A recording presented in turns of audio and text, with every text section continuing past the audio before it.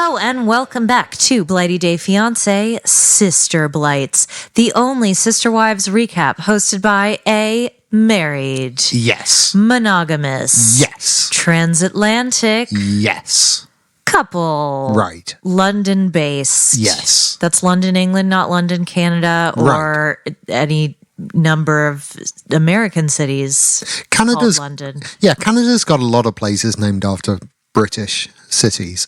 I went to Windsor in Canada. It's very different from our Windsor. Interesting. There may be some queens there. I don't know. I didn't see any. What I did see was my own breath freezing. I think it was minus 35 wind chill. That's Celsius. Sounds about right. Yikes. It's where all the people from Detroit go to get drunk. Yeah, that checks out. I've been to the Canada side of Niagara Falls and had a whale of a time there many years ago. Anyway, we're not in Canada, but we love our Canadian listeners. Yes, we do. Yes, we you do. You guys are amazing.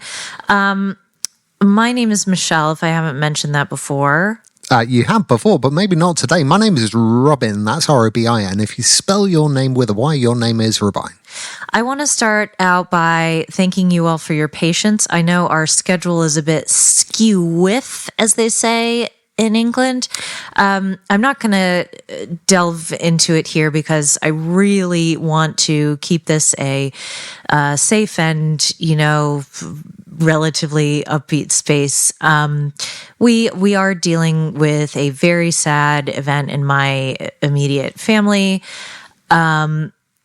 I have alluded to it in the past, but I just want to thank you all again for your patience and say that particularly if you're a Patreon-y, we will be making up for lost time, but obviously in the immediate future, we need to prioritize the family stuff. So we will go on ahead with things, but I want to again thank Licia Hockenberry, Caroline Dickey, Megan Taylor, Sue Quinton, Heidi Anderson Pearson, Sonora Kelly, and Stephanie Pelkey. Stephanie, we're thinking of you and sending you all our love. And so, yes, thank you very much to the mods and to everyone who is clumsily or, not, I'm the clumsy one, helping the stumble person, as my mother once famously said.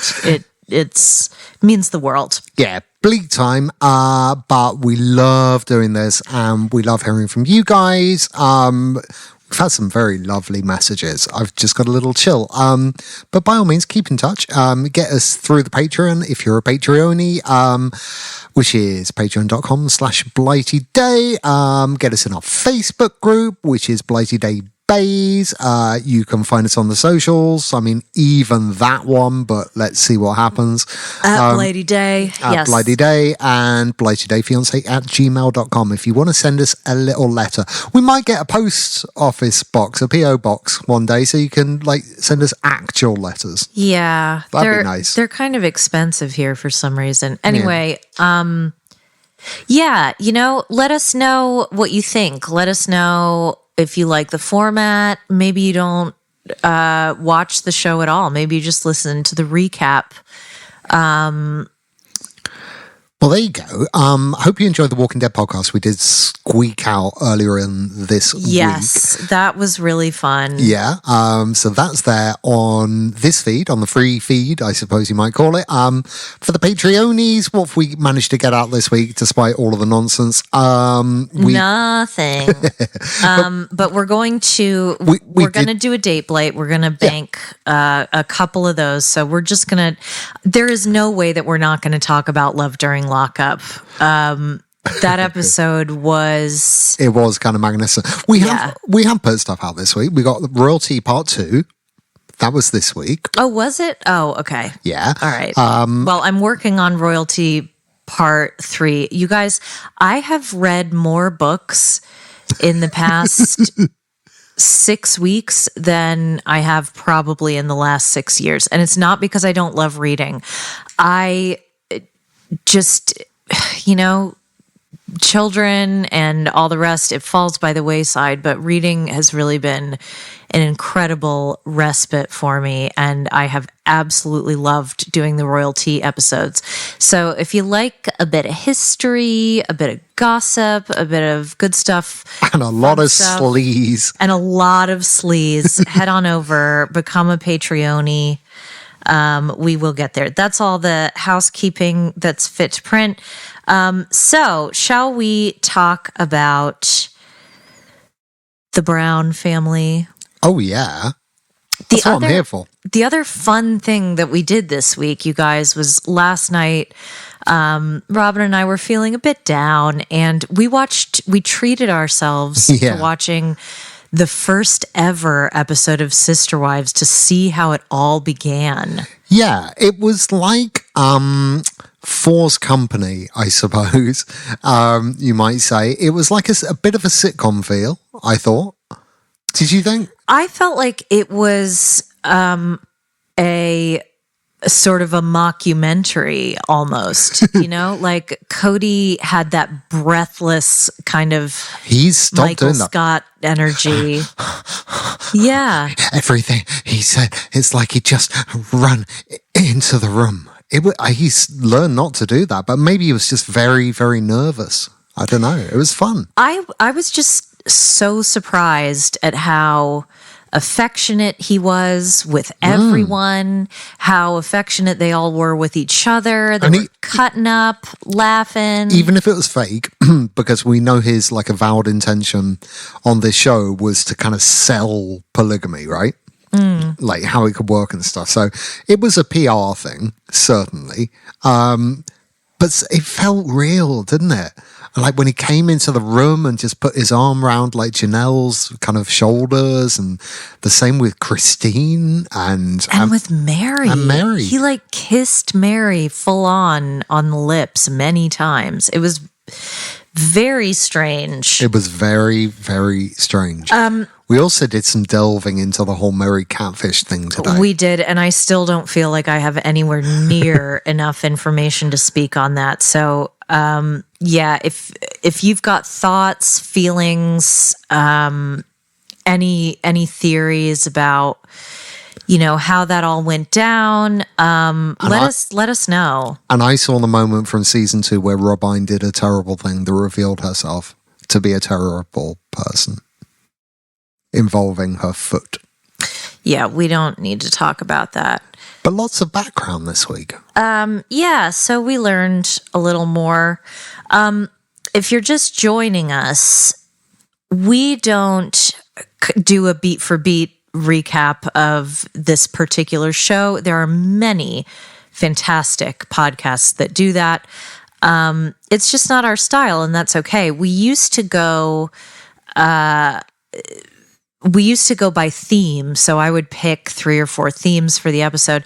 The themes all ended up being the same every time. So now we're just in a place with the show at the moment, I think, and I'm sure there'll be other themes, right? Oh yeah, sure, but I think. But for now, while let's be honest, it's spinning its fifth wheel a bit.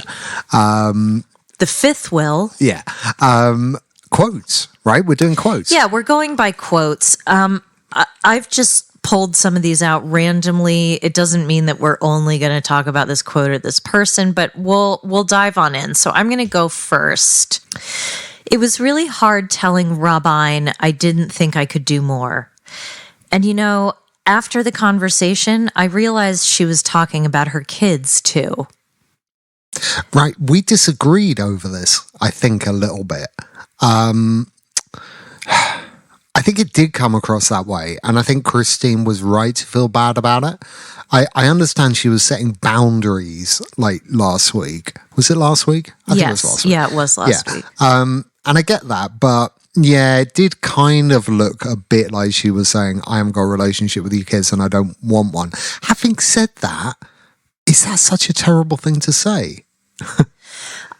She doesn't really have a relationship with the kids. And we saw them later and, faces like slaps asses and all that. They didn't want a relationship with her. I I do not understand how, if Rabine is honest with herself, she could realistically have extrapolated from that comment.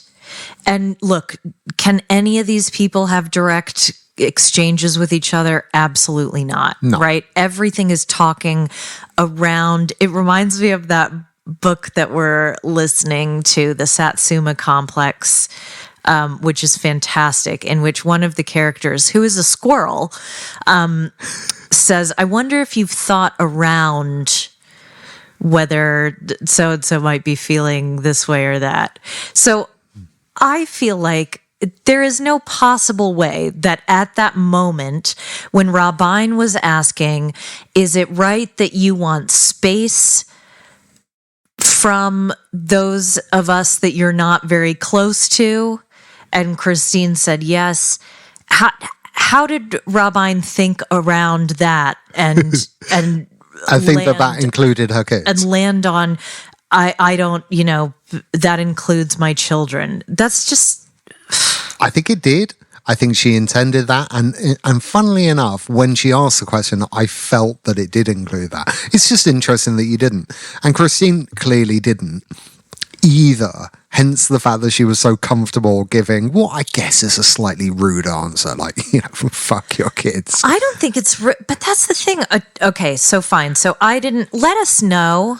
Come at us, please, and let us know. Did you take from that comment, or the answer to that question, that meant that Christine never wanted to have a relationship with Robin's kids, who, by the way, I don't think could pick her out of a lineup. No, exactly. And again, having watched that very first episode, you can see that they really did all bring up the kids together and everything. And the vibe I get is that was never really the case with Rabine's kids.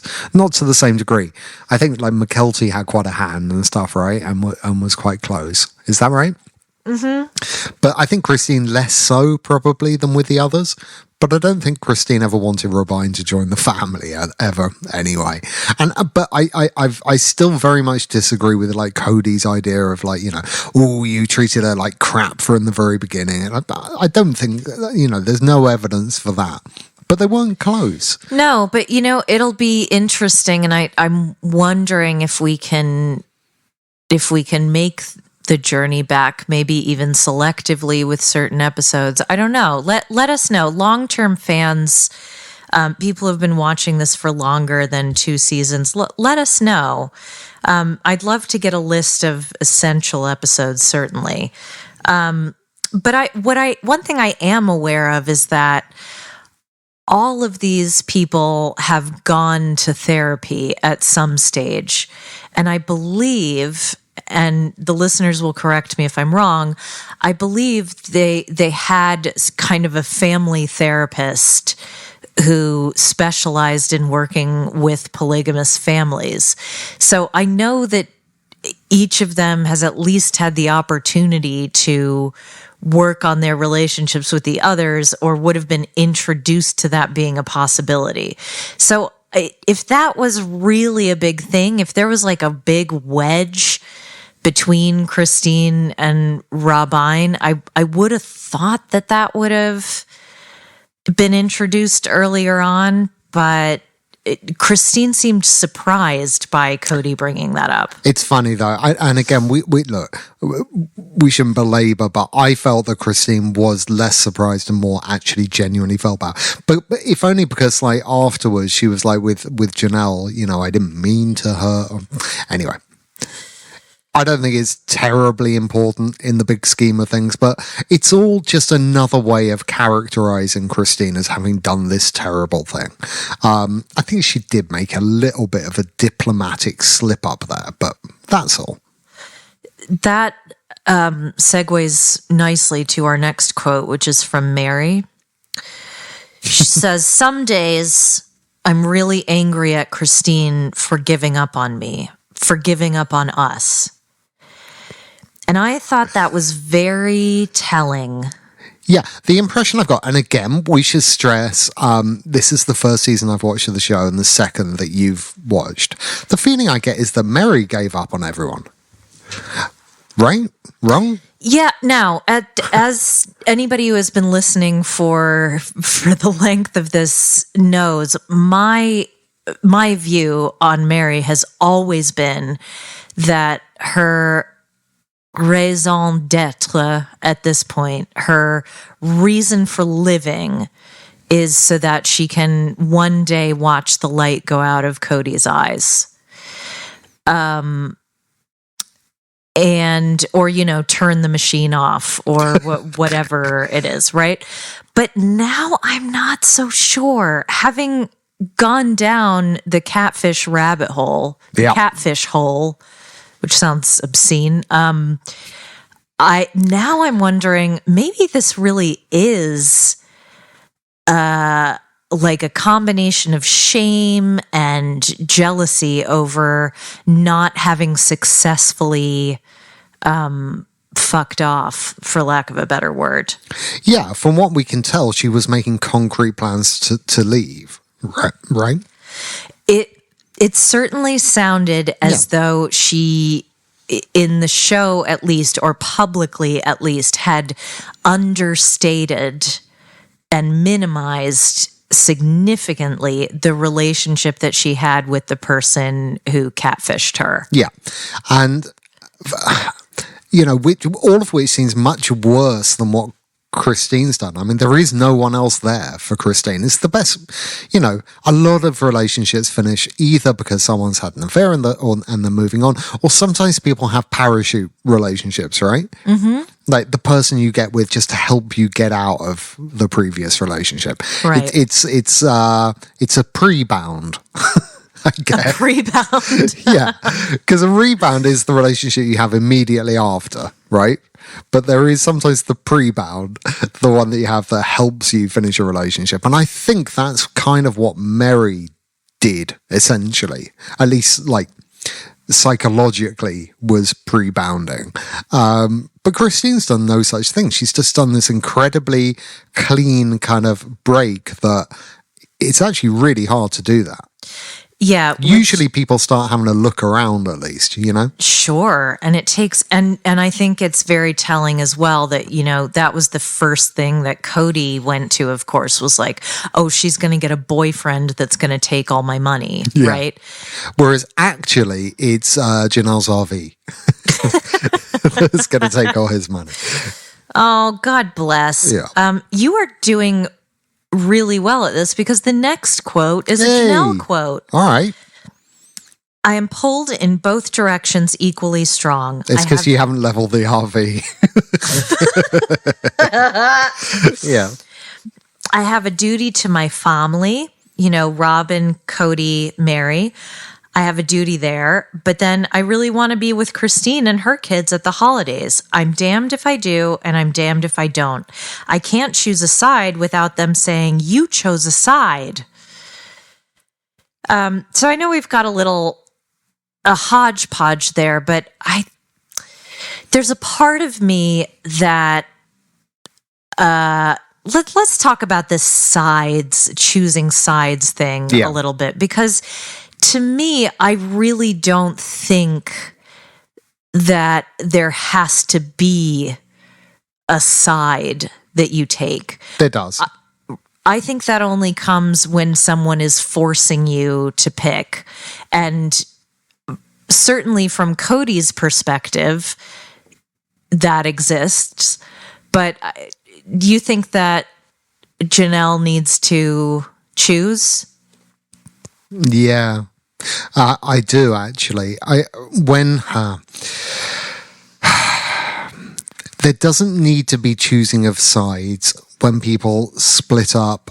What's the word? Decorously. Do you know what I mean? Like responsibly. But given that Cody has started like writing heavy metal rock songs in front of everyone, wasted. Then I think sides then probably do have to be picked, and that's okay. Hey, here's a little wake up.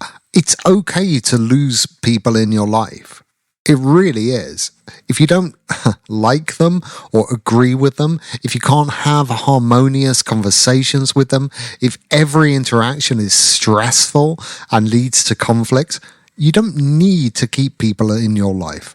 So that's where side picking comes in. What it often means is if one side leads to you feeling that every conversation is fraught, things are difficult, you don't get any support, there's constant conflict, then you're not going to interact with, or I would recommend you give it at least some time and some space.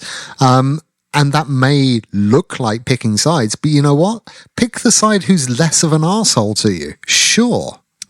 I don't have a problem with picking sides. I really feel for Janelle.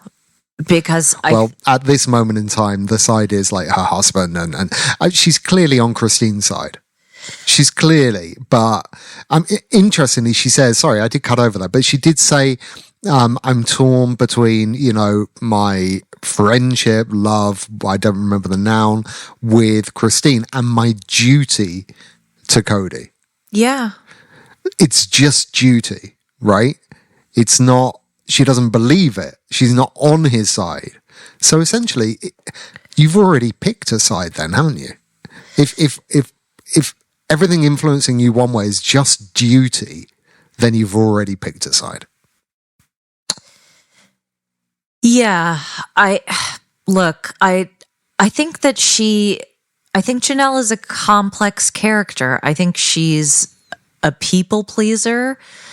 I think that she obviously has insecurities that I think predate any of these marital issues. But I think that there is that fire within her. And I think that if she's pushed far enough, then she will want to leave too. But I don't think, and people have been saying on the Reddits and on the TikToks that perhaps she has already left, but I don't see her making that move without being pushed as far as she can possibly get. And look, but the inability to loosen your waistbands and actually live your life without constant fear is being pushed. And when she was interacting with Cody at the RV, tiptoeing, terrified of saying the wrong thing because he'll snap at her, that is not tenable. Far be it from me to say that I've been in a similar situation. I couldn't possibly comment. But where you live your life like walking on eggshells and you're scared of your partner, that's the end. Yeah. I think it's very hard to come back from that. Yeah. And not that well, you can't. It relies on them changing. Sure. Yeah. And not that I'm, on Mary's side in this matter at all. I most certainly am not. But when I think about, not Mary, Cody. When I think about the way that Cody has described feeling unsafe with Mary, I think that that's the kind of relationship that he's talking about. The way that he explains it is very poor. He talks about not being able to trust her, not feeling safe with her. I think what he means is that, he feels like every interaction with her is a minefield. Right. And I can totally see that with Mary. I mean, but you can see it with Janelle now, right? Oh yeah. Yeah. Absolutely. And because of the stress of that, she's making mistakes. Because she's avoiding the conflict or whatever. She's trying to find something, but I mean, I'm sure, will we get it back onto the RV stuff? We can talk about it now. What a fucking fiasco. I mean, I'm sorry. And look, I actually really like Janelle, all right? I'm kind of broadly on her team, but buying that thing was a joke.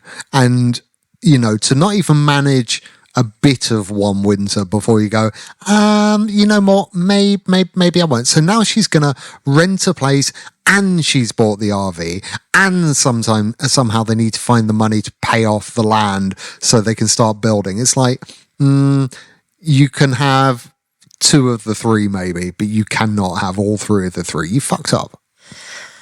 And I think that RV was a turkey. The fact it was the last one left in the country, there might have been a reason. Yeah, maybe they stopped making them. Yeah.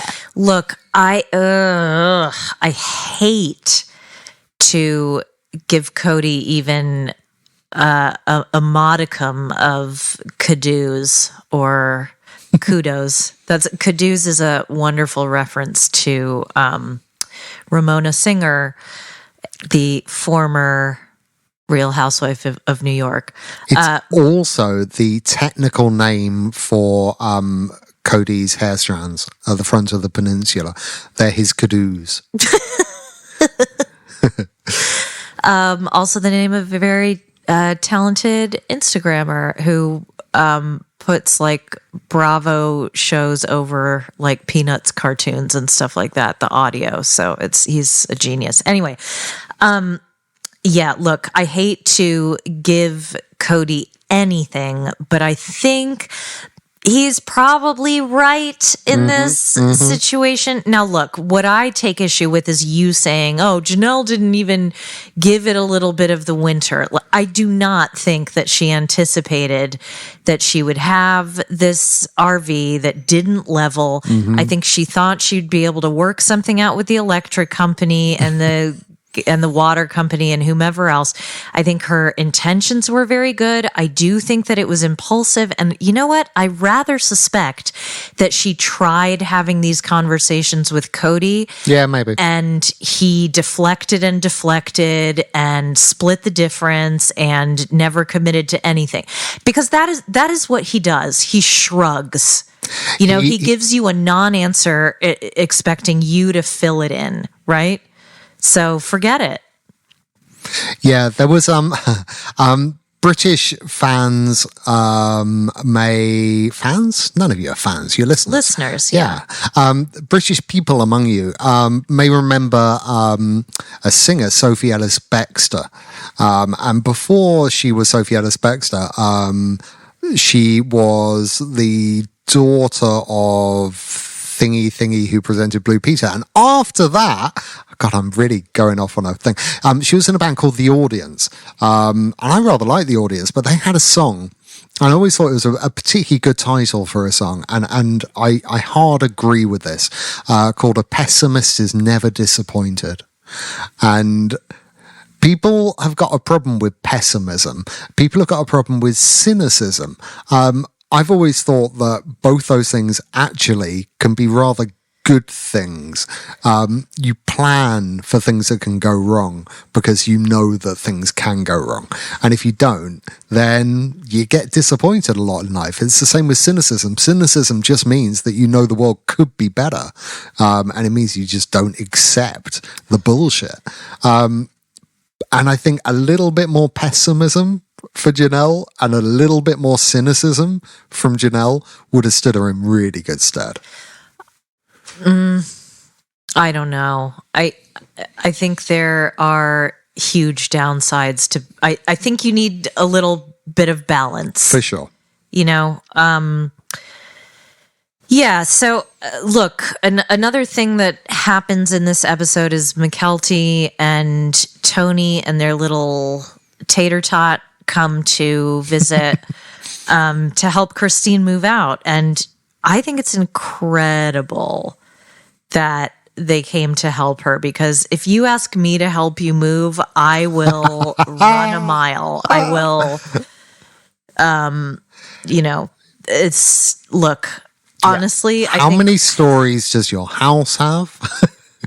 How heavy is your furniture? I'm not going to be of any help in that situation, not the least bit. My executive skills are terrible, and now I know why. You know, so that's fine. It's a disability. Anyway, they go visit with. I'm just setting the scene for this quote so that you can travel there in your mind. Okay. So McKelty is reassuring Robin, which is Robine, which is, you know, the right way around when you're an adult about like, oh no, we're cool, don't worry, because Robine can only think about herself. There's no, how are you, McKelty? How are you dealing with this? What's your view? How are you feeling about it? Tony, in what ways are you supporting McKelty? There's none of that. So, and this is extracted from a longer monologue. Cody says, I'm catching myself in this moment here when I'm saying, how long have you guys known? And that's a blame game that I'm playing. And I feel ashamed that I'm doing that. But in my broken-hearted state, the anger is just flowing here and nobody likes me. I mean, the first bit of that quote is completely redundant. If Cody just sat there all the time saying, nobody likes me, endlessly, then he would actually become Charlie Brown, not Cody Brown.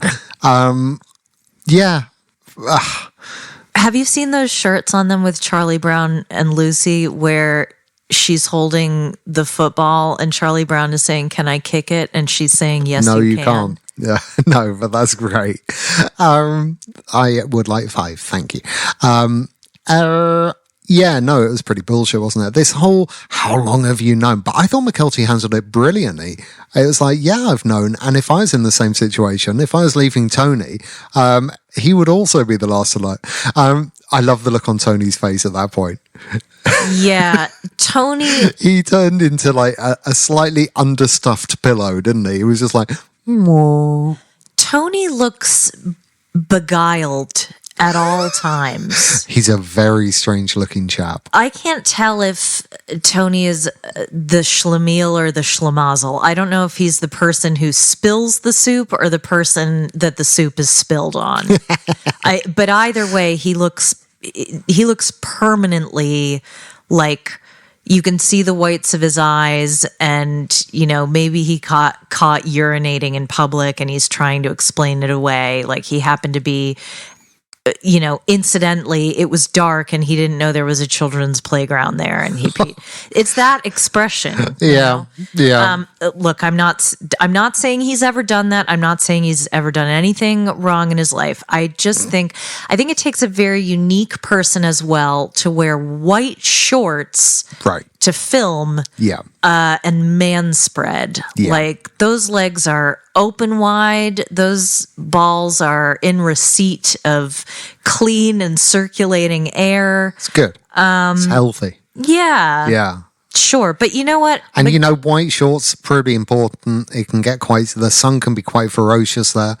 Those shorts are going to repel some of the UV rays, protecting his balls. I guess. And we know he's a highly fertile man. Oh, yeah. I mean, congrats to them. Right? God bless. Pair of twins. That couldn't have been easy. White shorts. That's the trick. That is the trick. Yeah. So back to Cody's statement. I came across a term on Reddit this week that I am in love with, which is self-aware wolf. Brilliant. Which is when you have a glimpse of self-awareness. Like he's almost got it, right? And in this moment, when he said, he's playing the blame game or whatever, and he's ashamed that he's doing that and no one likes him. It's like he's a self-aware wolf in that moment. He is. He's looking down suddenly. Where did all this hair come from on my palms? And why am I covered in... Oh, no. It's a fucking full moon. Ugh. Yeah. I thought McKelty handled it really brilliantly, though. She didn't... I'm always impressed by people that don't take emotional bait. Yeah, right? Right? They can just hear the hysteria. I mean, look, the same thing applies to Christine, right? So, hey, we know where it comes from. But this idea that you can just sit still in the hurricane like that and hear all of the chaos and all of the bullshit and all of the accusations coming out of Cody and be asked these very hard questions like, have you contributed to my heartbreak is basically what he's saying. And we don't believe he's heartbroken anyway. He's just, his ego has been dented. But for her not to rise to that and just, give honest, truthful, but non-emotional answers. Wow. I really admire people like that. I do too. And especially at her age, like these, I suppose I take for granted, like one thing that I remembered or that I was reminded of in the first episode was seeing Logan, Janelle's son, who would... Chef Logan. But not just chef, nanny, surrogate, like brother, father. Like the fact that the senior members of the Brown royal family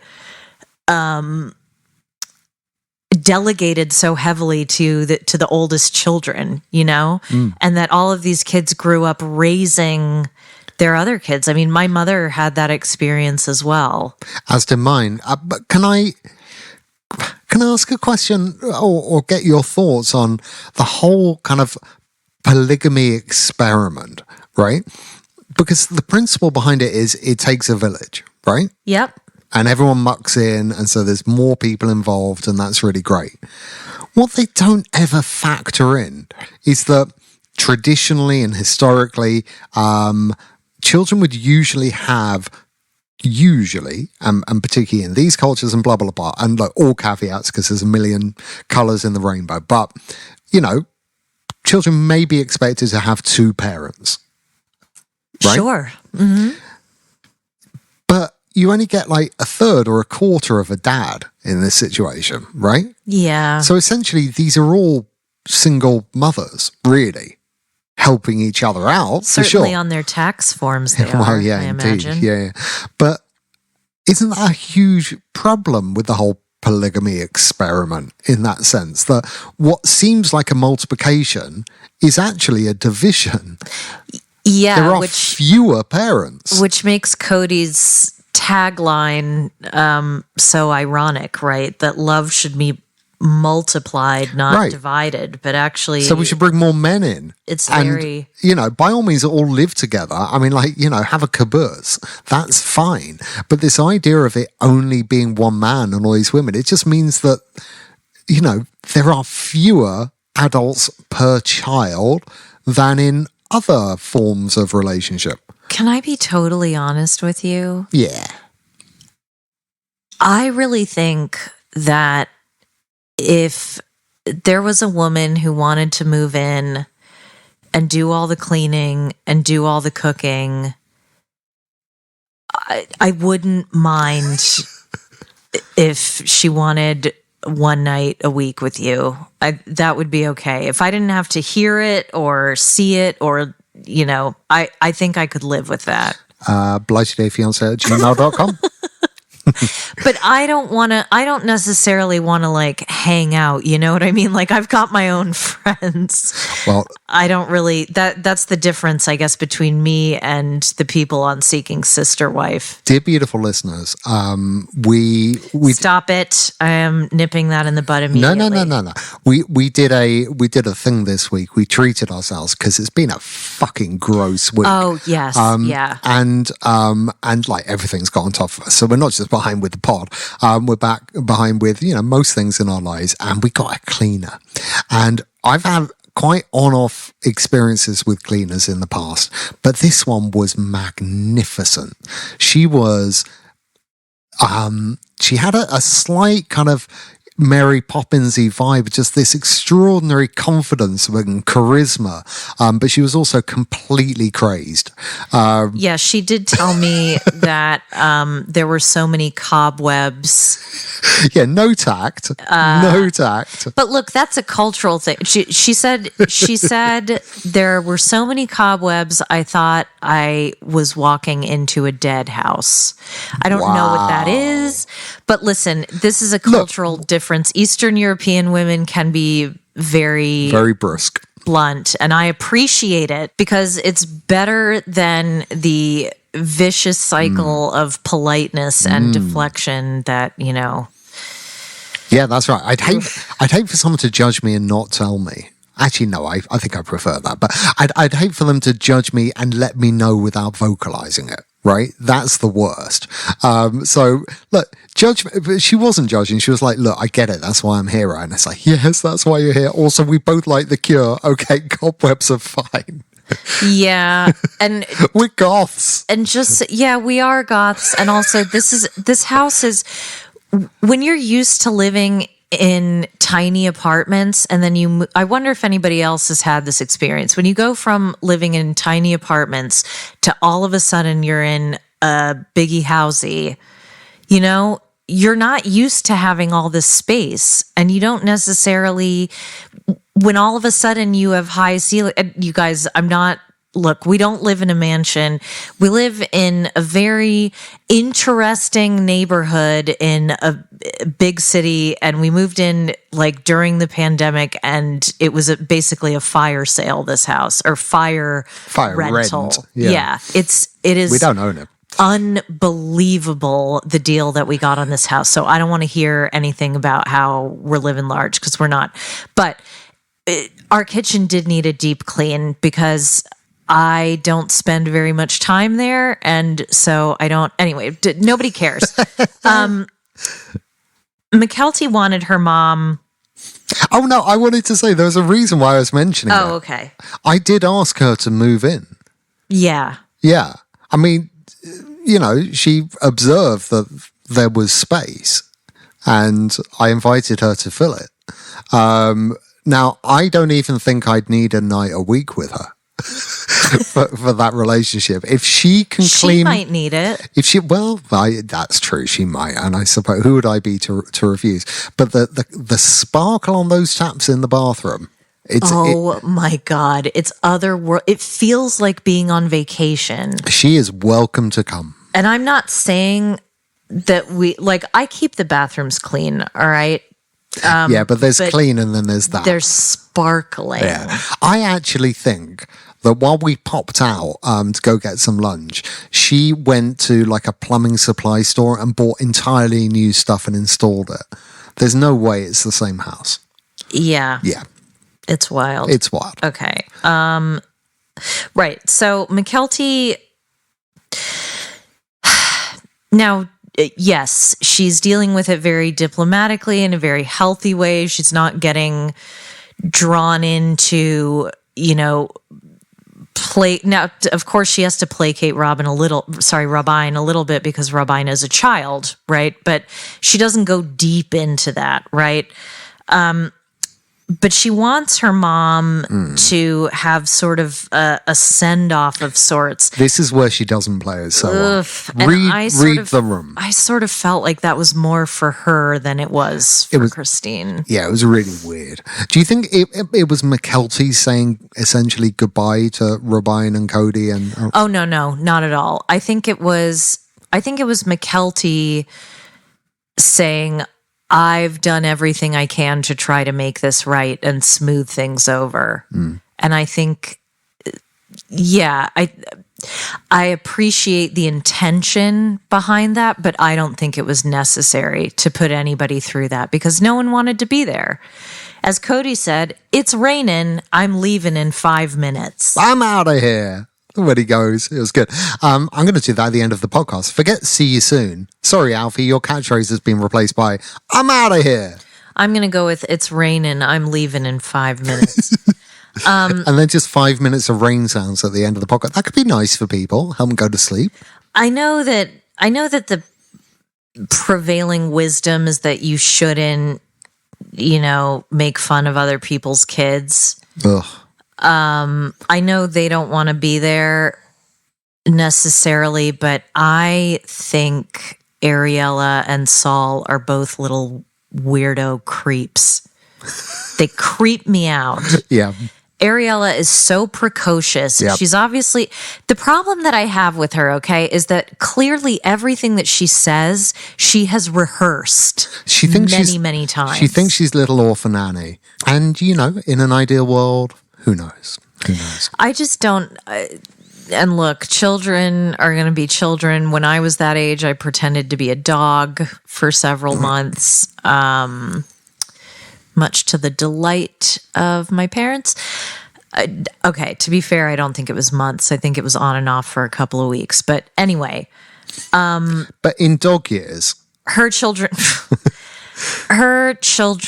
it's something's wrong. Yeah. I don't know what it is. But when Ariella was talking about how she was trying to comfort her classmate and her classmate didn't know how helpful she was being, and kept trying to run away. I think she's like Elmira from Tiny Toons, if anybody remembers that. Yeah.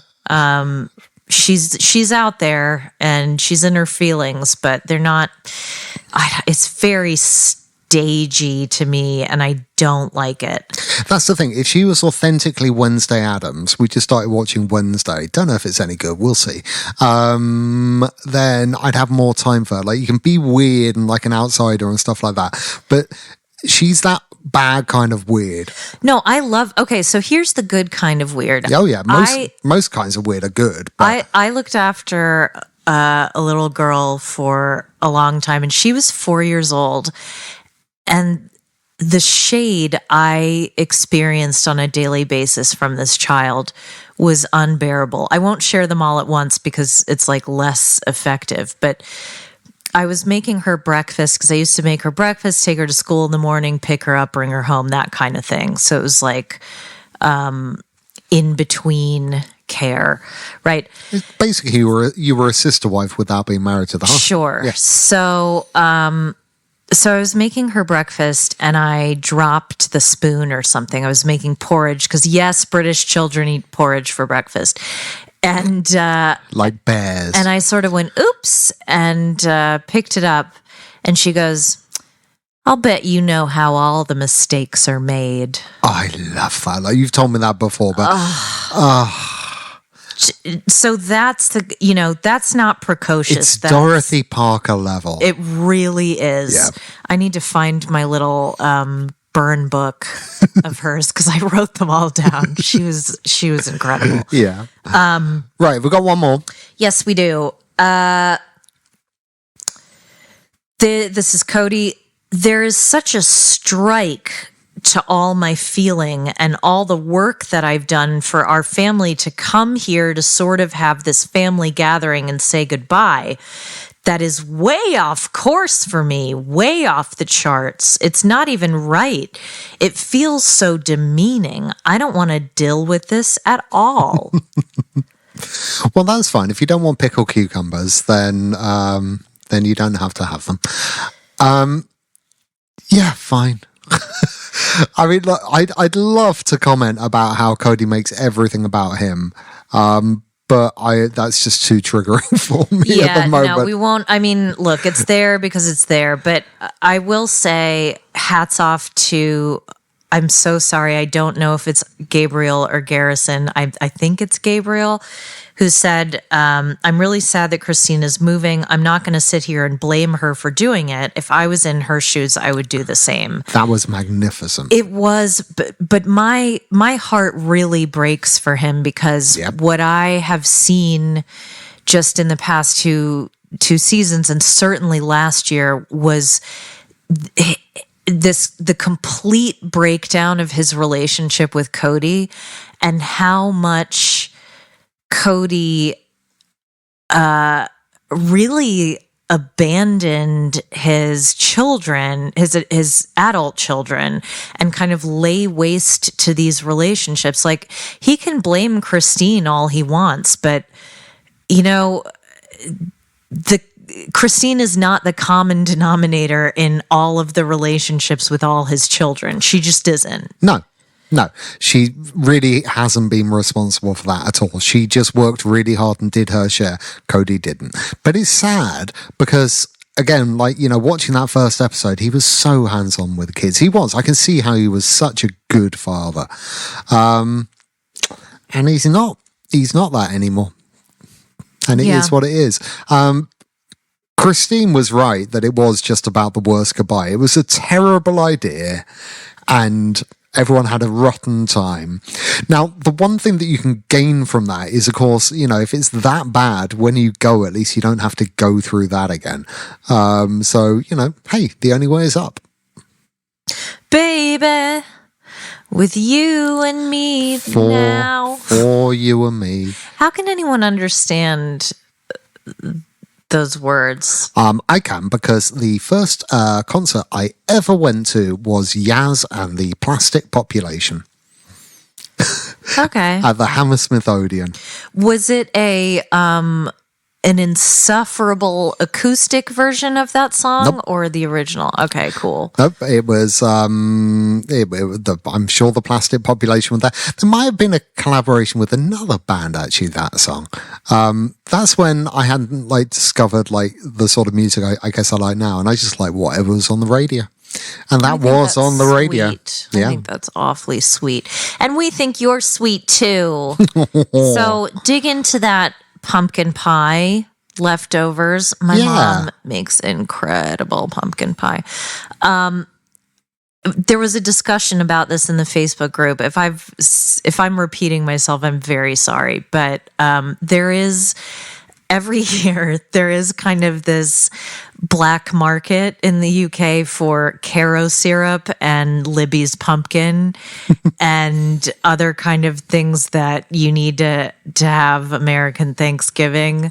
But those are the two big things where every year the price just gets jacked up, and people fill condoms full of that stuff and swallow it. No, they don't. Oh, that'd be horrible. It's like resin. Anyway, happy post-Thanksgiving. Again, thank you all for your patience. Happy pre-bounds. Anyone having happy pre-bounds. If you're having a pre-bound out there, enjoy it. Yeah, and thank you all so much. Again, we love hearing from you. Please don't feel like, oh, I should leave them alone during this time. You might not get an answer right away, but I really do want to hear your opinions, especially if I've got so many amazing people on our Discord chat, giving me information on Instagram, all kinds of places. I appreciate it so much. Now, this will not be the worst goodbye, because it will be our standard goodbye. See you soon.